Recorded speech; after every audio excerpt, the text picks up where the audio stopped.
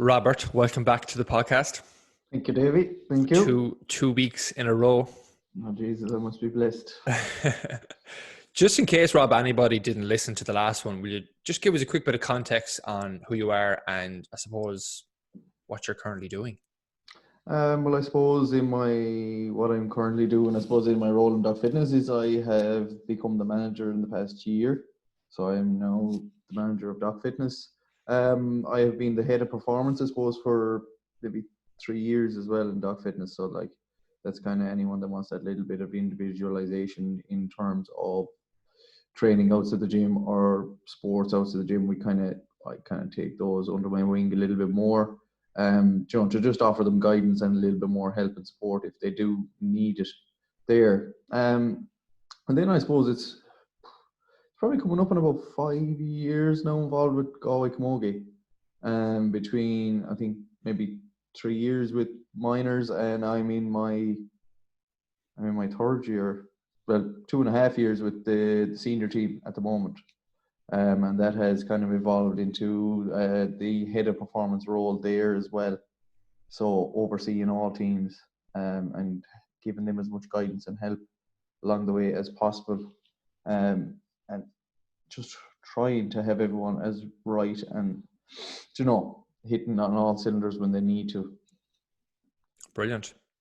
So just for anybody as well that doesn't know kind of Robbie or what we do inside Doc Fitness too, I think we said that the last podcast, it was the last 2 years now, they're actually training, they're doing their resistance training, their gym work, we'll call it, inside Doc Fitness as well.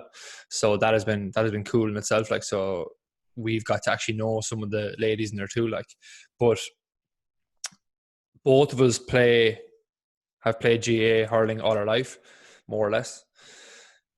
And we coach people within GAA and we're still active in GAA. So this episode is probably coming for a long time. We've often kind of tied with it back and forth. What we do and what we're not, and we never just pull the trigger on it. But I think now with the return to GAA after COVID, it's the prime opportunity to have a chat about things and returning to the pitch, because I think that if people are not careful now, they're just going to shoot themselves in the foot. Injuries are going to pop up. Burnout will kind of set in. Not even burnout, like, but just, prolonged fatigue. And they're wondering why they're not firing on all cylinders. Like, so I should have checked this before I came on. Off the top of my head, championship is, how far away is championship, Rob? Do you know? I think they've kind of penciled it in for the start of August into July, that kind of. Yeah, so like, what's for Galway anyway. That's Galway championship. So to 6 weeks, if even 6-7 weeks. Yeah, like, teams are going back at the end of the month now, like, so that's the official time that they should be going back, like. But yeah, and I know some teams have started themselves in small groups. Some teams have been given like programs to do, running programs to do, and that kind of stuff, the last week or two. So when you look at that, like, you kind of have a ballpark range of 6 to 8 weeks to get ready for this kind of first round of championship. And I think both players and management need to have some basic level of understanding, I think, just in terms of, from my perspective anyway, not overdoing things, because it's one of the biggest problems I see. I don't think there's ever an issue really, especially with club teams, of, not doing enough. And I think that's more managing things a little bit better, which in turn will lead to better results on the field and whatnot. So, Rob, what would you say are the biggest mistakes we see, or we might potentially see now with the return? Yeah, it's definitely that kind of too much too soon approach. There's just, like, it's funny when you kind of say 6 to 8 weeks, but like, obviously it's the worst kept secret in the country now that teams are not supposed to be back. Most of them are doing some form of something, and like, but it's this kind of element of fear and panic is massive. Like, no matter who you talk to, like, and it's going to happen. Like, people are going to do too much too soon, and they're just not able for it. Like, like some clubs have been brilliant and they've been proactive and they've kind of, tried, giving their players remote coaching, so, online sessions or, running sessions on their own. And I've seen some good and I've seen some bad sides of that. Like, but again, like I know I've been doing this with the girls, like that. They've got programs and they got, no, in my opinion, they're good programs and they're in detail. Like, but it's, you just don't know the application to those, like, until I kind of see them again now at the end of the month to see where they're actually really at. Like, you just don't know. I know some that have followed it to a T, but then there's going to be the others on the flip side that have probably not done as much. Like, so it's, everyone is going to be at a different level when they come back as well. So like coaches and players need to be mindful of that and don't feel the need that fucking every player has to be at the same level straight away when you walk back on the field in the end of the month. Like, it's just being able and being adaptable to it. Like, you go back your first week, it's just about kind of getting back collectively and getting everyone together again. Like, say, and I just actually seen a quote there just before we came on, like, and it was, if you go back to your hairdresser now in 2 weeks' time or whatever it is, and they cut your hair way too short, it's a long time growing back, like, whereas, you only take off a little bit and you add that little bit each time you go, like, you're going to be a lot happier with it. Like, but like, say, biting off too much too soon, it's the following sessions that really suffer there, like. And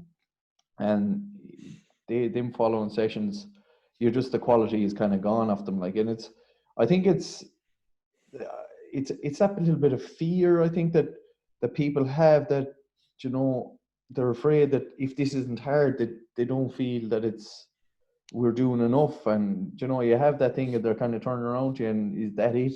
Are we not doing any more kind of a job? But like, 6 to 8 weeks is a huge amount of time, and even 3 to 4 weeks, if people have been doing that little bit, it should be fairly okay. Like, because the main thing that's going to happen is games are going to come one after another after another after another. Like, if you have 2 or 3 of your main players sitting on the sideline for 2 weeks before championship, it's a lot worse than doing that little bit less and having them ready for their first game. Like, especially when it is knockout and it's cutthroat, like, that little bit less, even if you feel it is a little bit less, you're going to get that bit more from it, because they're ready to play and they're ready to go. If they're nursing calves and hamstrings going into your first game, like, it's, it's a bit suicidal in my opinion. Yeah. Like, we joked about this the start of lockdown. I got new hurling boots and I put them on, was it the second week into lockdown, and you gave me like an interval thing, just basic kind of aerobic, 4 minutes on, a minute off type thing. And I was running around the house doing that. And the next day, my feet started cramping so much with the new boots. I cut it like at I think maybe 2/3 of what I was meant to do, which is I think 15 minutes of running in total. But again, that was enough for me because I hadn't ran in a few weeks, and I was kind of like, it's fine, and I'll enjoy it, and I'll go back and I'll do it the next day. But I got a big knot in my leg, kind of to the left of my quad. And as the weeks went on, I kind of ignored it. I went back doing gym training in the rig here behind me, and I went back doing road running, which I never really do, like. And that kind of, I had literally a bruise in my leg for 3 weeks solid. I don't know what it was. It was rock solid, but it kind of like nearly shifted up into my hip. And now I have that deep in my groin, like, and I can kind of work around it. But I know that if I keep up and up and up and up and up each week now with the pitch stuff, I can control the gym stuff. And I already have kind of cut the lower body out nearly completely. I'm just going to probably not be ready compared to where I want to be come championship. And that's just, at the end of the day, like, what's the point if I'm not going to be ready for that? Like, so I think if somebody has niggles and stuff cropping up, like, you have to be aware of this stuff, and management need to know that this potentially could happen if we're doing too much. But like you mentioned one thing there, Rob, on players feeling, is this it? Like, for the first week, after you finish the training session, geez, that wasn't bad at all. Jeez, that was grand. Like, that's the way we probably should be feeling, like. Yeah, well, like, the reason. Like, that all depends. Like, yeah, like that can't be every session. Like, yeah, like, but it's just making sure that like it's more to kind of, as a coach or as a someone involved in the management team, to kind of give you an idea of kind of where these people are at, like, because if you go straight in gung ho into fucking something that you just don't know what's coming or what way your players are, you're just going to lead to a disaster. Like, and most often, what I've kind of seen personally, and just from experience, is that it won't happen in that given session. So, like, say we go gung ho now training, say this evening, and it's a hard, tough session. More than likely, everyone will get through it. They will be kind of maybe a little bit tender and sore, but it will be the second session after or the third session after where it's just that load has just become too much, and that's where you kind of find that little bit of a pop or a sprinkle from there, like, because it's just accumulation of that load and that stress over the last couple of sessions. And when we're talking about kind of that accumulation of load, how do we get across, because let's just say if somebody on the management team was listening to this, or maybe like a captain of a club that could go back to the management team, how can they communicate that to somebody who just, I suppose, just to put it bluntly, does not have that education, maybe does not have as much education as we'd like, because let's be honest, we've seen throughout the years, like, just management teams just do too fucking much, like, and it's as simple as that. But how do you communicate in a way where by managing the load a little bit better, you're going to get better results from your players? Like, there's a couple of ways about it, but like, yeah, you really have to make it simple. Like, you have to make it simple and you have to make it applicable. Like, one way that if you're talking to kind of someone just on the street, or you're just chit chatting about that topic that you just brought up there, is refer to your session that's gone by. Like, it's very easy kind of refer to the last session and how you'd either progress it or do too much too fast. Like, like, load is a simple thing in one term, but it's actually understanding it is another thing. And then you have all the other factors on top of it as well. Like, you have your sleep and your stress and all that side of things.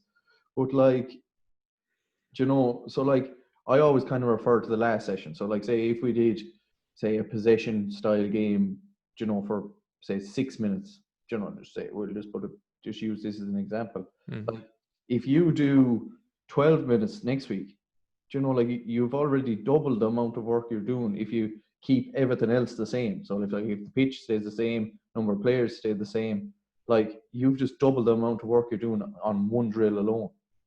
So, like, say, for example, then, like, and you'd be very, very surprised in the progress you'd make of adding 30 seconds or a minute, and even if it was a thing where, say, you did just 1 6 minute block, and maybe you felt like that you needed to do a little bit more. Like, I'd always encourage, and it's a huge thing that I always talk about, is rest. Like you could do, if you wanted to do your 10 minutes, you could do 2 5 minutes with a 2 minute break in between, or a ball drill in between. It's one thing, like, say, it's brilliant with the lads in the Galway Camogie, like, because they give me that kind of, I wouldn't say power, but we all discuss it and we all go through it, and our fitness side of things is built into our training. So, like, say, if we were doing that small sided game, like, they will take on board my opinion on the load and on that. Like, so, like, if we did 1 6 minute game this week, and maybe they wanted to do a little bit more next week, we'd kind of discuss it, and, like, we may do, say, 5 minute game, and they may do an easy ball drill, and then they may do another 5 minute game, rather than doing the whole block together and just putting that load straight up all of a sudden. Yeah. Does that kind of make sense? Yeah, it's actually a question I meant to bring up a few minutes ago as well.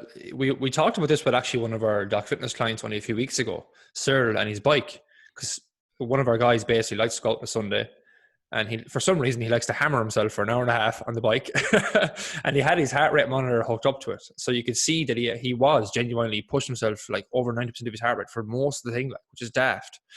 And Robbie posed the question to him, like, why don't you just break it up, where you push for X amount of time and you rest for X amount of time, so you're getting that bit of recovery, so then you can push again. So again, higher quality, enjoyment, being able to actually manage it, and don't have your heart rate kind of hit that zone. Keep it in this zone, which is basically what Robbie said to him. I think within a week, Rob, he came back and he had bet his best time or something, didn't he? Yeah, After a week. he went. His outputs went through the roof. Like when he started, incorporating in that little bit of rest to it, because Searle was kind of doing it. Well, you hammering yourself for enjoyment, I'm not sure, but he like it wasn't. He's not like at the moment, racing or anything like that. So he doesn't need to be the constant, steady stream. But like he has broke it up in terms of where his outputs are now higher. So that means his overall quality is going to be higher and probably covering distance a lot quicker as well. Like, and it kind of goes back to, you could take your 5K, for example, like, unless you have been training really well with 5Ks and those kind of things that, your 1 kilometer intervals, like usually your first kilometer is your best one and your freaking 5th kilometer is your slowest one. And that's just because people aren't kind of used to them, and you either push too much too soon or you're just not able to gauge your pace that bit better. But like, if you actually go and look at, if you did 1K, took a break, went again, took a break, you would probably see that your times will be a lot closer together rather than, your 5 without a break. Like, yeah. So it's just quality and emphasizing the importance of having recovery and rest built in, because there's a bigger picture to this too. Like, and we talked about this last week as well amongst us as coaches, for our own clients, in terms of fitness, performance, and fatigue. So I think this is relevant to mention here, because if you're a player, it's good to understand this stuff. If you're a management, basically, when we're doing work, whether that's on the pitch, you're training whatever it is times a week, and let's just say you have some guys doing yoga sessions, because I've got that question on my Instagram that we're covering a while. We've got guys doing home bodyweight workouts at the moment because there's no access to a gym. We've got guys that do have access to a home gym and they're doing gym sessions. So all that work across the week, right, they're developing their fitness levels. So if you picture a graph where your fitness level is, let's say, the middle of the graph, and it starts to slowly go up as the weeks go on because they're training and they're getting fitter, right? Now, in an ideal world, you wouldn't have fatigue, so that would never be an issue and everyone could perform 100% all the time.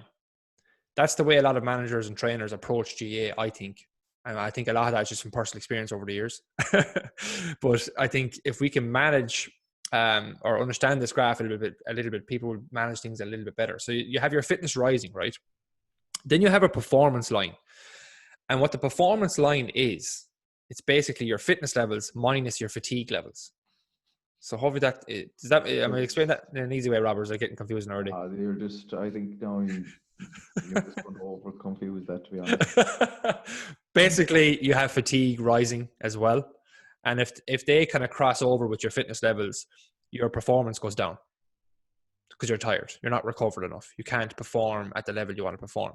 It doesn't mean you're not fit or you haven't gotten fitter. It just means that you're not recovered enough. And that can be on a weekly thing. It can be a session to session basis, or it can accumulate, like Robbie said. And all of a sudden then that athlete will say is constantly kind of in a state where they're not firing all the cylinders, they're tired. Like, but then you have management kind of barking down the rear, trying to push them more. And, it's further driving them into that hole. Like, so I think that's, on a very, very basic level, it's emphasizing the importance of recovery and kind of loading things each week. Rob, simplify it there, because if you class that though as basic, I have a small bit of worry about you. No, look at it like it's as simple as, like, it's trying to manage things as best you can, that you're not absolutely crippled after the one session into the next session. Like, if you're crippled from session to session, like, it's your fatigue that's going to be taken over rather than your fitness. Like, yes. That's the most simple way of doing it. Thinking of it, like, if you're struggling to walk onto the field Thursday night after a Tuesday session, like, it's fatigue that's going to be the hardest part there rather than your fitness. What else plays into that fatigue realm as well, other than just training on the pitch? Oh, sure, like there's everything. Sure, you have your sleep is probably your biggest factor. Like, you're not sleeping well, you're not recovering well. Most of your recovery happens when you do sleep. Like, you know, you can stretch yourself till you put your heel behind your ear, but like if you're only getting 2 hours sleep on top of that, like you're just missing the bigger picture with the whole lot. Then you obviously have your stressors outside of, you know, pitch. It could be your girlfriend, your boyfriend, your job, maybe your financial situation. It could be kids keeping you up at night. You know, there's so many factors. Like there's just literally so many factors that, you know, like, and it's one thing that I always kind of, they're probably sick of me harping on about it now at this stage, but like when you actually look at it, you know, in terms of, I probably, between the gym and the pitch, I probably see the girls a little bit more than the field coaches do. You know, like the field coaches may only see the girls maybe 3-4 hours a week. Like there's a lot more factors going on outside the 4 hours that you see them in the week, you know, that need to be managed, you know, and that comes to responsibility of players as well. And I know it's kind of a cliche thing, like, you know, it should be player led and it should be this and that, like, but you know, if you're not managing the basics outside of the pitch, like to think you can go down and then run for 40 minutes or an hour and think that everything's going to be okay, you're probably living in a cloud. Yeah. I think it affects more people than they realize. You know, some days like somebody might have trained the same as last week, but they don't realize that the fact that they've gotten 3 days of crappy sleep, they're stressed about something they probably don't even realize they're stressed about in one way. It can affect the pitch, like, and it can affect your performance. I know you actually have like a wellness kind of tracker with the Camogies, don't you? Yeah, we work with it's an Irish company. It's developed. It's Actimate, and it makes players' lives easier. Um, and like it's just unbelievable. It's in an app form.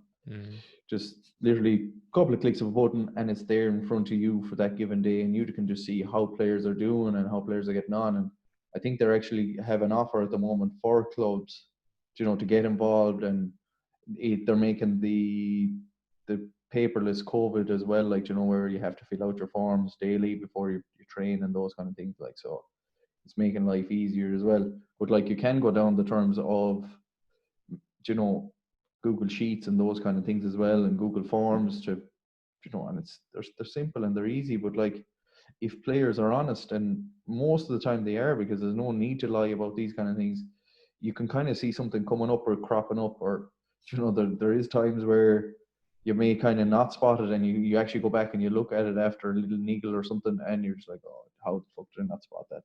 You know, so How realistic is that for a lot of clubs implementing a system like that? it actually is very easy and very simple to look at, and like that, you know, the lads will give you the education behind it as well, like, so, you know, it's not. Hopefully that's what things will become down the line. Like every club will just be data driven, like. Yeah, but like, you know, the other side of that is like, you know, it's it's a pipe dream in a way, like, because, you know, like you can educate your coaches, your current club coaches this year. Then the AGM comes in December and it's a whole new batch of coaches. Are they going to retrain those, like, or is it like we tick the box and train in our coaches? Now let's go for the next 5 years. You know, like you know, it's a lot of kind of that pipe dream stuff where like it has to be kind of, I don't know, something you find it very hard to control, like. Yeah. You know? No, definitely, guys. I know firsthand what you're talking about, because I remember it was 3 years back. I was working with some of the lads on doing some data stuff, and then I think like a year later, we different kind of management set up, and that just kind of went out the window, you know. And I was kind of there thinking, we're not doing that again this year, you know. So I know exactly what you mean. But when things are data driven, like, you're removing guesswork. It's like it's like somebody using MyFitnessPal to track calories. They see the amount of calories they're tracking now or eating, and it removes an element of guesswork that they can apply into the pitch or whatever it is. So yeah, but like, just sorry, you know, to cut across you no, there, you're but right. like, yeah, data just helps the matter. Like, you know, you know, the coach still sees what's actually happening on that given day. Like, you know, the data just helps make decisions, really. Like, you know, it'll never, unfortunately, it'll never take over completely, because we as humans just very complicated. Oh, 100%. So I suppose just Rob, after that first initial chat, like what can you leave players with now in terms of managing things weekly? So we mentioned a few things like stress and sleep, like those can't be brushed off. Like if there's nothing you take from this episode, try and look after your sleep a little bit better, I'd say. Try and see, is there stress reduction stuff you can do throughout the week? Do you know if something's bothering you or whatever? Because they will affect your pitch sessions. But like, is there anything else that we can be doing? As in, As in, say, like, just I suppose recovery weekly, really, like, is what I'm getting at. We haven't even touched on food, really, but will we go down that rabbit hole? no, I think that's for another day. Yeah, like, but again, it just comes back to you managing yourself. Like, and it was something we just talked about before we came on. Like, and you were just kind of talking about gym and this and that, and like, it's hard kind of give a fill you in on what to be doing in the gym when some people don't have any access to a gym and other people have access, and this and that. Like, but like, it's not the end of the world to miss the odd gym session if your pitch sessions are becoming really, really crude. Like, you're not going to get weaker. You're not going to fall apart over missing one session in the week. Like, and sometimes it can be, what, people can be kind of, plan driven, and they can be, they have to follow a certain plan that they have, or they have to follow a certain workout that they've been given. Like, but like, it's not the end of the world if you change your plan, your current plan around. Like, obviously you have your plan A for your gym session or your whatever is going on, but like, if your legs are absolutely crippled, do an upper body session and a little bit of core. If your upper body is crippled, do a little bit of lower body and something else. It doesn't. You just have to, obviously follow the process. Like, but don't be absolutely hammering yourself just for the sake of hammering yourself. And then in terms of, your pitch and your training kind of side of things, like, depending on what your given club is doing, like, I think most people have gone down the route now of, it seems to be kind of long distance, long durations, that kind of thing. It's a lot of aerobic work and long intervals, and kind of, obviously the clubs that are, training on their own, they're doing kind of forest runs and park runs and, 5K challenges and those kind of things. It's important that you do get your speed work done. So exposing yourself to kind of that, higher speed running. Because if you look at the speed that you would run doing a 5K and the speed that you run obviously doing a 30 to 40 meter sprint, you're, like, if you think of it in kilometers per hour, like, your kilometers per hour are going to be completely different. Like, your sport involves a lot of high speed running. So if you're doing everything at a slow pace, and you're not getting any of that high speed running into your training, it's probably going to be one of the big factors where you're going to break down, and you're going to, get the niggle in the calf, and you're going to get the niggle in the hamstring, because your body hasn't been prepared for that high speed running. And then obviously you go the other side of it, and you're obviously high speed running, but like, there's a load of deceleration and change of direction work as well that needs to be thought of. Like, if you're doing, so like, in just simple terms, like, if you're doing a lot of long distance, slow pace running on the days that you maybe have an opportunity to train yourself, or if the club can, even build it into your warm up or something to get some of that high speed running involved into your training, it's going to make a big difference, because like, you're not going to be jogging around the pitch when it comes to 30th of July or 31st of July. Yeah, we talked about before, like the applicability of things like forest runs, road running, and 5Ks before. But you mentioned as well how some guys just don't have access to gym work, Rob, at the moment. As a general rule of thumb, what could we be doing outside the pitch now for those that don't have access to a gym, we'll say? Is there anything that could benefit their game? Oh yeah, but like, so it goes back to, literally goes back to what I just said there. Like, like, the gym is a supplement to your pitch. You're not going to win championships in the gym. It's as plain and simple as that. Like, we like to think of our roles as fucking highly important. Like, but like, if we weren't there in the morning, probably a lot of the high performing teams would still win. If no team had a strength and conditioning course, the best teams are going to win at the end of the day. Like, So like you have to focus on, obviously your skills is the number one thing.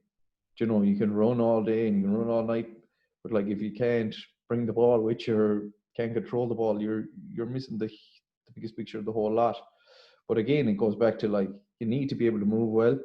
So whether that is, you know, you work on a little bit of mobility to get into positions that you want to get into, but obviously your speed wins games as well. Like, so like, can you work on your technical side of speed? Then can you work on your speed? Can you work on your acceleration, deceleration, and then yeah, you have the sides down the line then to supplement all those things. Like you can do a lot of kind of plyometrics and your jump and work. You know, you don't need any equipment. You don't need a gym. You can do all that stuff outside. Like, and it's so important that like, and it kind of went through a phase of people were actually kind of seeing that, you know, sprint work and those kind of things were kind of offsetting, you know, a lot more injuries than their gym work was, because they were being exposed to more kind of things that happen in the game. But it kind of seems to have gone away from that now a little bit with the COVID, that people are kind of panicking they can't get to the gym. Yeah. You know, like you jump, you sprint, in some sports you throw, like all those things you can do outside the gym. 100%. I think there's a big culture as well in GA where there is, I predominantly see with lads more so than ladies, but lads just, you know, they be following a few people on Instagram and they just want to do basically like bodybuilding training alongside the hurling and GA. And I can tell you firsthand, it's just not going to work out, like, because you're just going to be burnt. There's a whole realm of what to be doing if you are back in the gym. Robbie mentioned plyometric work. Like there's managing the load of that. There's a science behind all that. Like, so it's very hard to go deep into that topic right now. So I hope there's some simple stuff there. But Rob, like, let's just say if we were 6 to 8 weeks Open Championship now and we did have access to a gym, is there very basic guidelines you could be throwing out at people, or even for managers to know, like, right, players should be doing roughly X, Y, and Z if they can recover from it? Yeah, again, like, again, depends where, you know, where you're at with it. Like, but, you know, if players are going back into their first week on a training field, like, it has to be super simple. Like, you know, probably more than likely, if it was my opinion right now, it would be minimal lower body stuff. So like very little, maybe, you know, 2-3 sets of you know, maybe a squat or something like that, and then maybe across the week. Yeah, like realistically, like, you're only going to get probably maybe 2 sessions. If you're lucky, you might get 3 gym sessions, but like, again, it all depends. Like, but it's just, I actually had this conversation with a team there just, I think, last week or something, and it was just like, if you have been following, or and most people have been doing something, but like, if you have been following along with your training, you know, that you've been given, like, and you have been doing a little bit of gym work and you have been doing a little bit of run work, like, your pre-season is more or less over now. Like, you know, like, your couple of weeks in the gym is not going to make a massive amount of difference. But like, you know, if you have the opportunity to get to a gym, like, you could like, you're going to recover a little bit quicker doing upper body work than you would lower body work. So like, it would probably be a little bit more upper body work. It will be a little bit less lower body work, so that, you know, you have the opportunity for your legs to recover that little bit more. Like, that's not going doing massive amount of lower body stuff, and then obviously you have your little bit of core stuff sprinkled in. Yeah. But it's just been like 2 to 3 sets of 3 to 5, 3 to 8 reps. You're going to maintain, you're going to hold a lot more than absolutely flogging yourself for 4 or 6 sets, 10 to 12 reps, that kind of thing. It's a mistake that I have battled with over the years, and you know this firsthand, because we've had the arguments. I came to Robbie eventually. Then it was probably 3 years ago now. Robbie just said, "Robbie, you just look after my training when I'm in season, or give me some detailed guidance on it." Because I was someone who did bodybuilding style training, or tried to do it, tried to quote unquote build muscle throughout GA, like, and it's just absolutely hammered myself into the ground, ran into injury after injury, and it's not worth it. Like it's just not worth it. You start to lose sight of the priorities, and I think Robbie brought that down very simple. The priorities are your sport. He mentioned skills. He was talking about sprints. He mentioned things like acceleration, deceleration, technique. They're all stuff that we'd hope in a way like that it's been done, within the club. Like, but there's a lot of clubs that just don't do that. Like, and there's rarely technique mentioned behind sprints or any of that kind of stuff. And then you have the gym sessions. But if there's anything I can give you from that is adhere to what Robbie just said in relation to 2 sessions a week, if even. Maybe 3 to push if you're not doing feck all. But like the closer that gets to championship, like the more that probably needs to come down. Like, and don't get carried away with it. Remember what the priority is. So, anything else you want to add to that, Rob, before I dive into some quick fire questions? No, again, like it probably goes back to the analogy and a lot of the it's do that little bit less. Like, don't be afraid to do a little bit less at the start. Like, it's easy to add on and add on. Like, I think it was a rugby strength coach or someone like that has the quote of like it's very hard fix a burnt steak. Under a cook it a little bit less, you can cook it a little bit more, and you can cook it a little bit more till you like it. Like, burn the steak straight away, you're in big trouble straight away because there's no saving it. And it's the same with a player. Overcook them the first week, and they're just you're just chasing for the next 3 to 4 weeks. Undercook it a little bit less for the first week, second week, add a little bit more. And it comes back to the things like don't lose sight of the bigger picture. Like, most of the GAA, well, all GAA clubs, and probably people who are listening to this are involved in amateur sport. Like, look at the Bundesliga. I think the studies coming out now that it's over double the amount of injuries that have occurred from going back after COVID. Like, you look at the soccer last night, I think Arsenal had, was it 2 lads or 3 lads injured in the first 20 minutes, 25 minutes. These are multi-million associations. Like, we're amateur. We don't have the money. We don't have the resources. Like, so, like, it's just being smart with your training and doing that little bit less.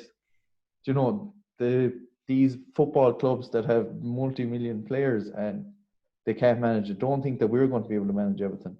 Yeah. Like, if you do be smart and do that little bit less, you are going to, you probably will come out on top in the end. Like, I feel personally. Anyway. I fully agree. There's a big psychological component to it as well. Like, because when I get just burnt out, like, your want to hurl and the way you receive kind of criticism on it at a training session, it changes in my head. Like, I'm just kind of like, meh, fuck off, And it does happen. And the more tired I get, the more I feel like that. Like, and then you might be barked at by management, and it's kind of further just driving you into that hole. Like, so I think from a manager standpoint as well, there's that side of players that we kind of miss at times. That, like, we're down here doing a sport that we absolutely love, and as you said, we're an amateur sport. Like, and if that's taken crazy seriously 100% of the time, I think you'll lose kind of that buy-in a little bit as well. Like, because there's those factors that we forget about too. But do a little bit less, and you can add over time is just probably the biggest takeaway from this episode. And just to move on to some quick questions we got on Instagram throughout the week. First one, Rob, low intensity cardio post gym to help with aerobic development. Will this affect pitch sessions? So I assume this guy has had access to a gym, and I assume he's back on the pitch. What would you say to that?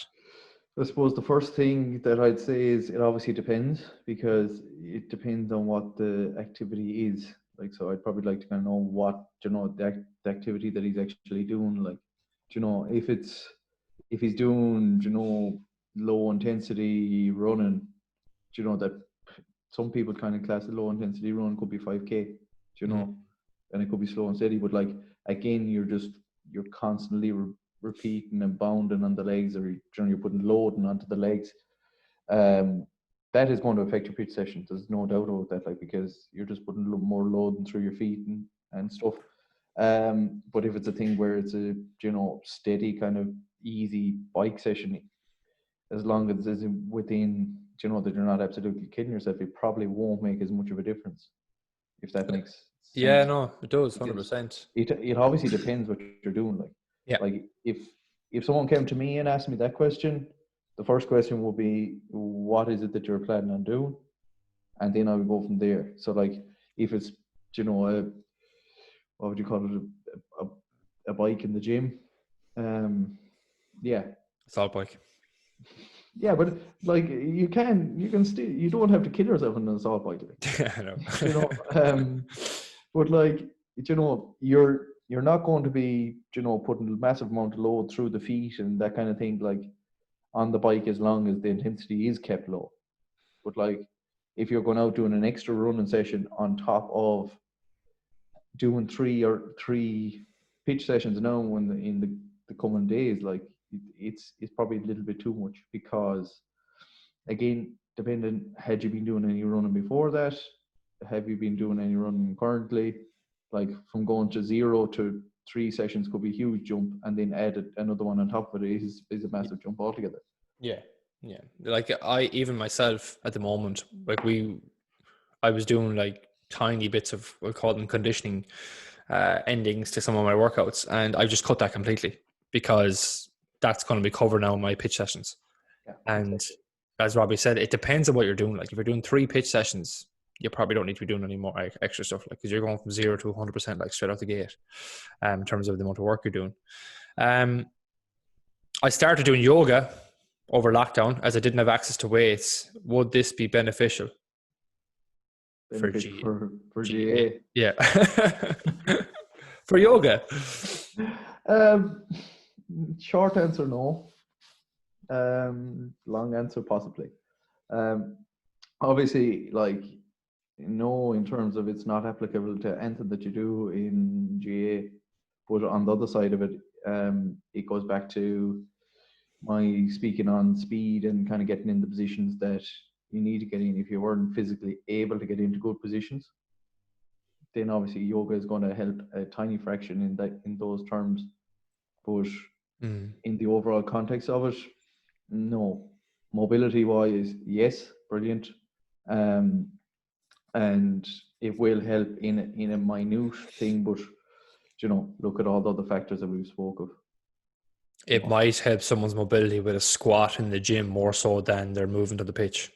So, yeah, but it may help their movement on the pitch as well. But like, of course, I've seen some crazy bad movements. Even some guys in our own club over the years. Obviously, it's better now. Like, but when you look back years ago, like, you'd know for a fact that their ankles are super tight, hips are just chronic, and if they probably looked after the mobility a little bit better, they're probably going to have better mechanics running, which might transfer over to less injury risk and maybe a bit more speed in the pitch. But like talking small.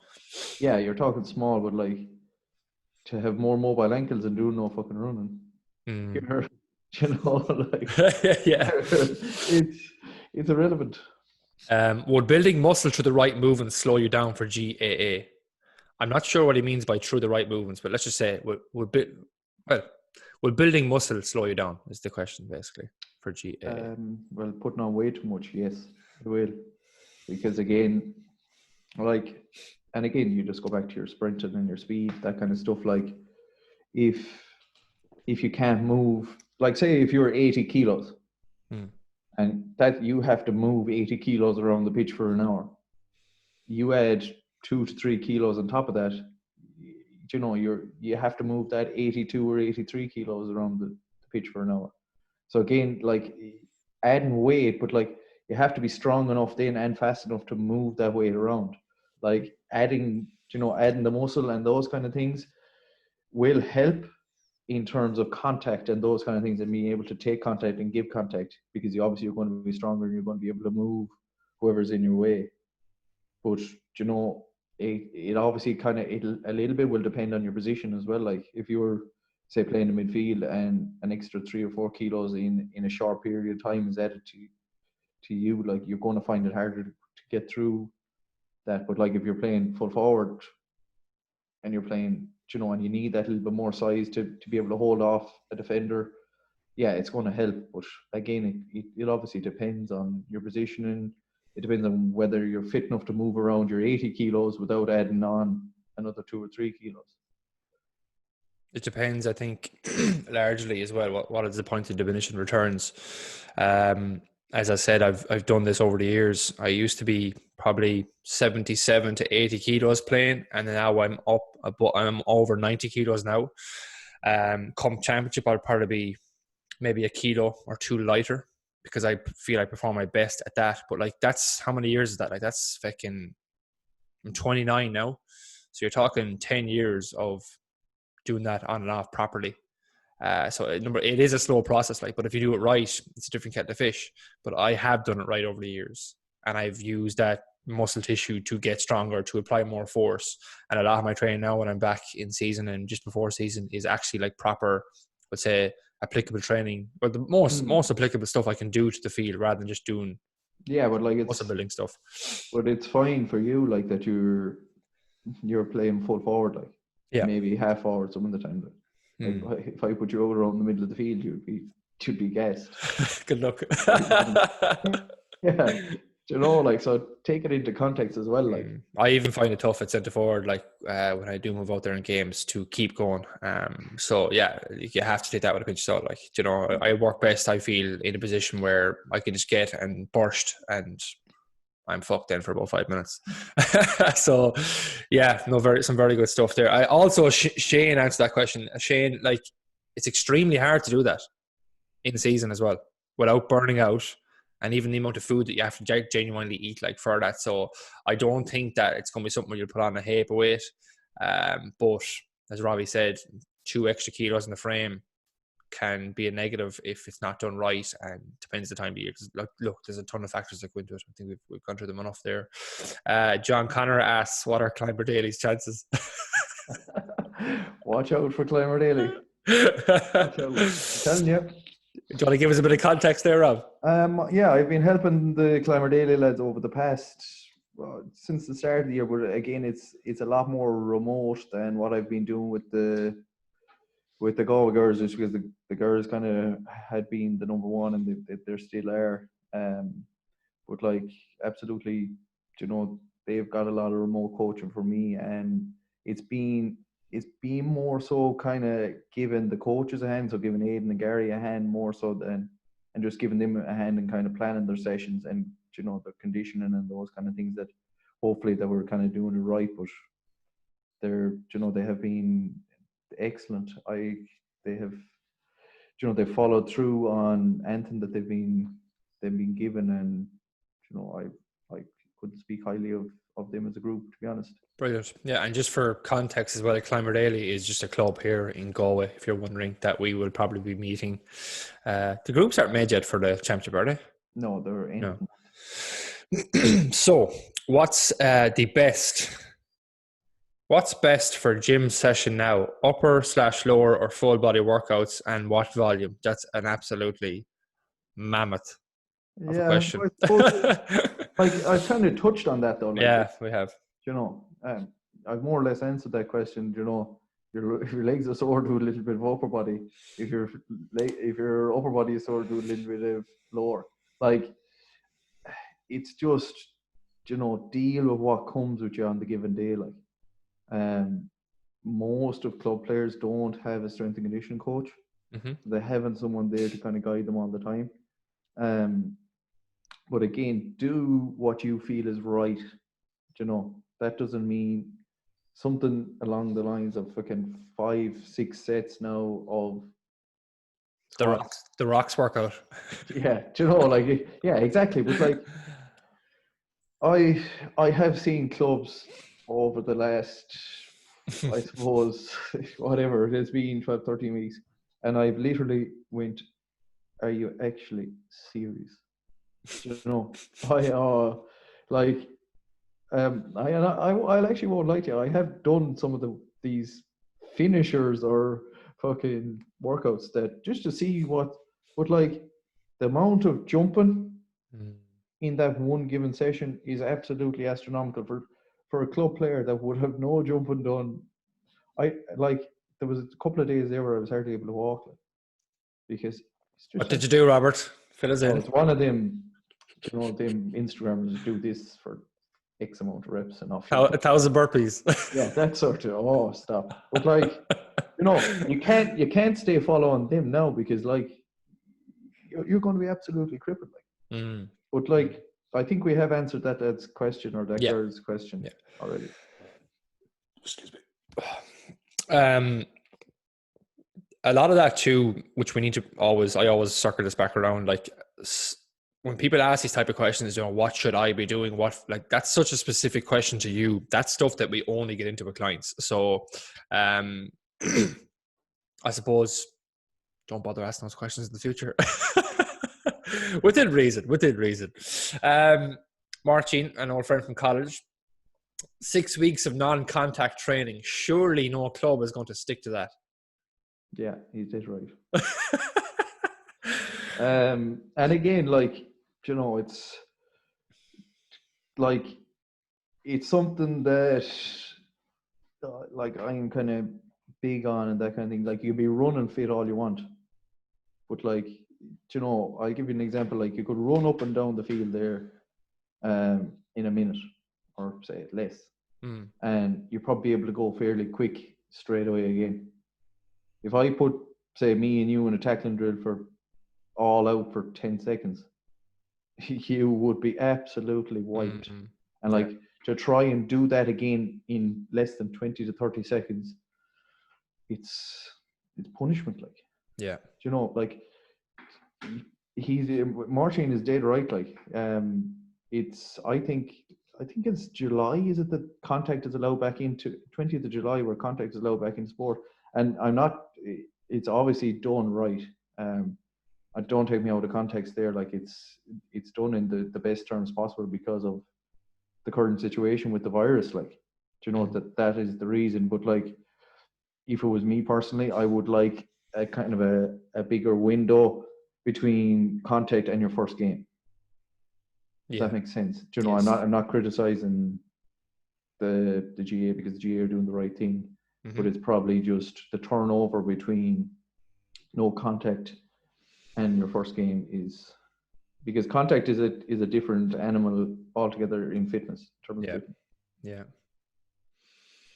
There's a couple of questions here, but we've already covered them, to be honest. So, another one here from Kevin. Running Tuesdays, Fridays, and Sundays at training. It's kind of more or less what we're doing at the moment. Should any leg gym stuff be on hold? I think we answered that, Rob. Yeah, like it's you don't have to put it completely on hold, but it's just taking the volume completely back. Like it's something I chatted to you before on, like that. If you're just getting that little mini exposure to, say, we'll just use squats for example. Like, if you only did 2 sets, 3 sets squats, 2-3 reps, 4 reps, and just left it at that, like, you had that exposure, but like, don't leave a massive window where you just say don't do any squatting or any leg work for 4 weeks, and then the week before championship, when things get a little bit easier in training, that you decide, oh geez, I could get away with a squat session here. You're going to be crippled. Yeah, I think there's definitely 2 schools of thought, though. Like, you've someone like myself and you've someone like yourself, where you just will say, you'll do those 2, 3, 4 or 2 to 3 sets of whatever X amount of reps for squats, for example, or lower body movement. Whereas I'll try and see what I can get away with, which is, I know, is stupid in the long run then, because it comes back to bite me in the arse, and I've learned that over the years. But like, I think there will be a few lads listening to this where they have that mindset of me. Maybe you're between 23 to 27, and you just you've trained like that in the past. You care for having a bit of muscle in your frame as well, but you also like your sport, obviously. All I'll say is, like I've said numerous times already, remember the priority. If you try to do more training in the gym, you're going to hoop yourself for the pitch, and it's going to backfire on you. Like, simple as that. And I think that's. I'm not going to labour that point any longer because I already have enough. Last question is a bit specific, but I said I'd add it in. Thoughts on 30-second? That's nearly too specific, I think. Thoughts on 30-second sprint work before 800s and 400s? in one of the first. Yeah, it's very specific. In one of the first sessions back. 30 seconds. Sprint over all out for 30 seconds. You're probably not sprinting. Yeah, I was just going to say it. Sprint, like sprinting is a maximal effort. Okay, so like you see, like take like obviously for your team sports and those kind of things.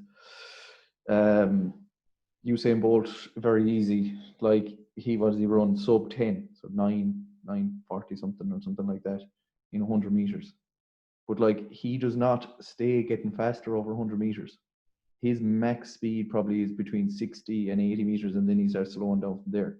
That's in 10 seconds. That's the world's greatest ever. So unless you're a hidden talent that we haven't seen that can maintain that speed for 30 seconds, you know, it's not sprinting. That's the main thing. Like, but like sprinting, if you're doing it properly, you need long durations and long rests. You know, or sorry, short durations, or short durations and long rests. Like, yeah, you know, like, and it's a simple one to kind of know. Like, for every 10 meters at max effort, you should be taking a minute's rest after. So, like, if you did 40 meter sprint all out, you should be taking 4 minutes off. But like, that's not probably applicable in clubs. But yeah, you could always sprinkle like your 40 meter effort, and then you could do an easy wall drill after that. yes, yeah, excellent. Rob, is there any things that I suppose from your own experience that as a player that you'd like to change within GAA? No, because I wouldn't be able. I think people love the sport, so like I don't think there's anything massive that you need to change in it. Like, would you change that from